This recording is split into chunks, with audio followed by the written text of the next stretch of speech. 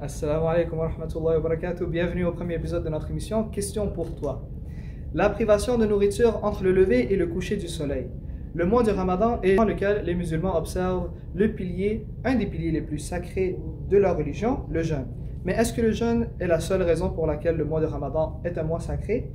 Venez avec nous pour tester vos connaissances et nous allons voir en demandant ces questions à des jeunes. Bismillah.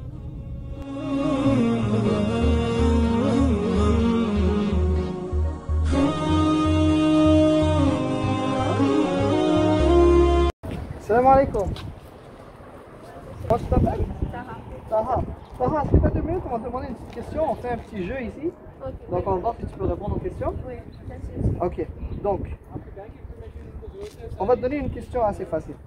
Première question, qu'est-ce que ça signifie le mot Ramadan? Donc, tu as 3 choix. Chaleur de la pluie, fraîcheur du soir ou chaleur de l'été.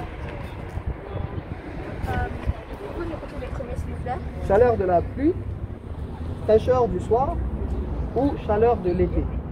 Fraîcheur du soir. Fraîcheur du soir? Non.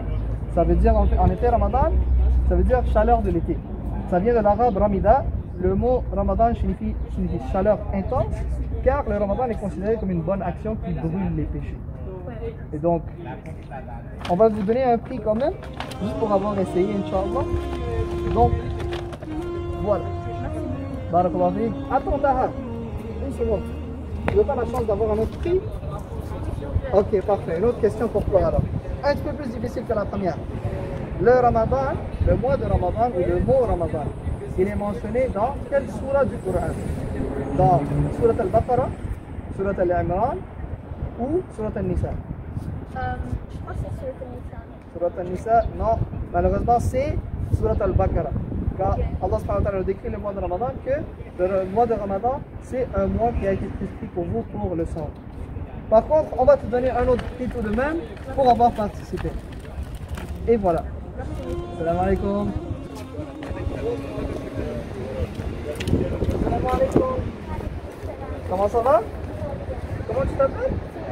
Soumaya, masha'Allah Soumaya. As-tu une minute? On va te demander une question, on fait un petit jeu, donc tu peux gagner un prix. Donc, une question assez facile pour toi.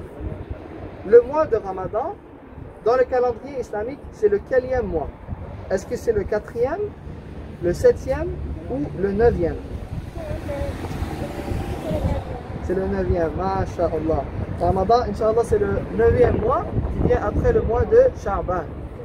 Donc, tu as bien répondu, on va te donner un beau petit prix. Jazakallah khair. On va te demander une deuxième question pour que tu puisses gagner un autre prix. Donc, une autre question facile pour toi. Le Ramadan, c'est le quelième pilier des 5 piliers de l'islam? Donc, est-ce que c'est le premier, le 3e ou le 5e? C'est le 3e. Masha'Allah, très bien travail. Voilà un prix. Donc, les 5 piliers de l'islam sont le shahada, le salat, le Ramadan, le zakat et ensuite faire le hajj. Si vous êtes dans la capacité. Jazakallah khair. Jazakallah khair. Assalamu alaikum.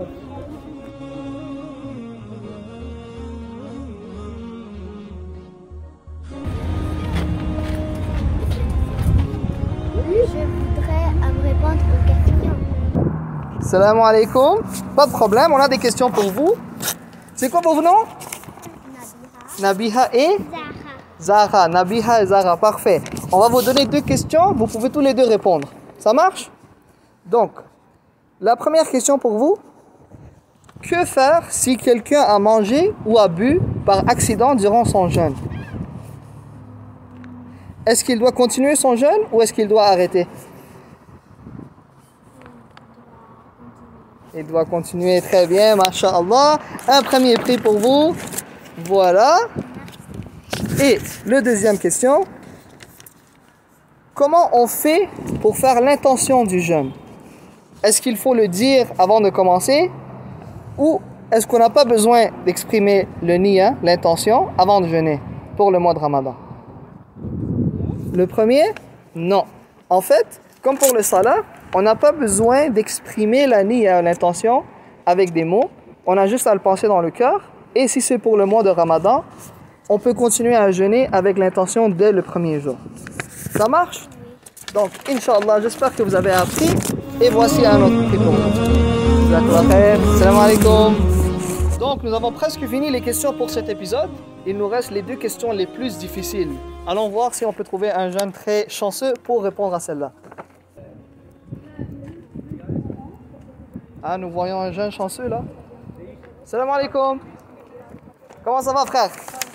Donc, je ne sais pas si tu peux répondre à 2 questions pour la chance de gagner à des prix. La première qui jeûne pendant le mois de Ramadan? C'est quoi les capacités ou les qualités d'une personne qui devrait jeûner durant le mois de Ramadan? Il y a des choix de réponse ou... Non, tu n'as pas de choix de réponse. Donc, déjà, il faut que ce soit quelqu'un qui est patient, D'accord. qui est capable de gérer sa colère, parce que parfois, quand tu as faim, tu vas t'énerver un peu. Puis, qui peut faire tout ça avec l'islam en même temps qu'il jeûne. D'accord. Très bonne réponse. C'est effectivement quelqu'un qui jeûne durant le mois de Ramadan doit être en mesure de contrôler sa colère et doit être en mesure d'accomplir ses arkans de l'islam. Par contre, une personne qui devrait jeûner, c'est une personne qui a les qualités suivantes. Premièrement, elle doit être une personne musulmane pour le mois de Ramadan, évidemment. Cette personne doit avoir l'âge de puberté, donc ça ne peut pas être un petit jeune ou un enfant qui fait ça. Il doit avoir la capacité physique lui permettant de jeûner, c'est-à-dire il ne doit pas être malade ou il ne doit pas être en danger s'il jeûne. Et il ne devrait pas avoir une maladie mentale, donc c'est-à-dire il devrait être conscient de ce qu'il fait. Par contre, vu que vous avez essayé à répondre à une question assez difficile, nous vous donnons un prix super, une pochette de rangement pour votre téléphone. Voilà, une prochaine question pour vous. Donc, encore une fois, un petit peu difficile, il n'y a pas de choix de réponse. C'est qui peut être dispensé du jeûne? C'est-à-dire qui n'est pas dans l'obligation de faire le jeûne de Ramadan. C'est quelqu'un qui est malade, qui prend des médicaments.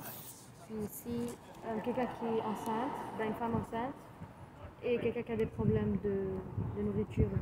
Masha'Allah, masha'Allah. Très bien. C'est effectivement les femmes enceintes qui ne sont pas dans la capacité, dans l'obligation de faire le jeûne, les malades, ainsi que les voyageurs, les personnes âgées qui ne peuvent jeûner, comme vous avez dit, qui prennent des médicaments, qui sont dans l'obligation de prendre des médicaments. Par contre, ceux qui sont malades ou ceux qui ne peuvent pas sont dans l'obligation de reprendre leur jeûne une fois que le mois de Ramadan est terminé. Donc, avec ça, on termine cet épisode, Inch'Allah. On va vous donner un prix encore. Un prix super pour une question difficile. Jazakallah khair. Donc, merci beaucoup pour avoir assisté au premier épisode. Inch'Allah, on va avoir un prochain pour continuer à donner et à voir et à tester les jeunes sur leur connaissance de Ramadan. Donc, avant de vous quitter, on va vous donner quelques petits conseils pour ce mois de Ramadan qui s'approche. Premièrement, n'oubliez pas de prendre votre suhour, le petit déjeuner du matin. N'oubliez pas de prendre des dattes, des verres de jus, boire beaucoup d'eau pour pouvoir accumuler les liquides qui nous manquent durant la journée, que ce soit de l'eau, que ce soit du jus, à éviter les boissons gazeuses, tout ce qui ne nous apporte pas de santé à notre corps. Prendre le plus de vitamines et de minéraux possible. Vu qu'on jeûne durant la journée, et notre corps est en manque de choses qui nous sont bénéfiques. Donc, assurez-vous durant le temps entre le iftar et le suhour, de boire beaucoup d'eau, boire beaucoup de choses et manger beaucoup de choses qui vous donnent la santé et de l'énergie. Évitez aussi les poêles à frire et toutes les choses qui sont frites, toutes les choses qui sont huileuses et grasseuses qui vont donner plus de soif durant la journée. Gardez en tête aussi que les informations qu'on a présentées aujourd'hui sont des informations très basiques et que si vous voulez plus d'informations, d'aller voir des chouyours ou aller à votre mosquée la plus proche pour demander à des cheikhs et à des personnes qui ont du connaissance. Assalamu alaikum wa rahmatullahi wa barakatuh. Jazakumullah khair.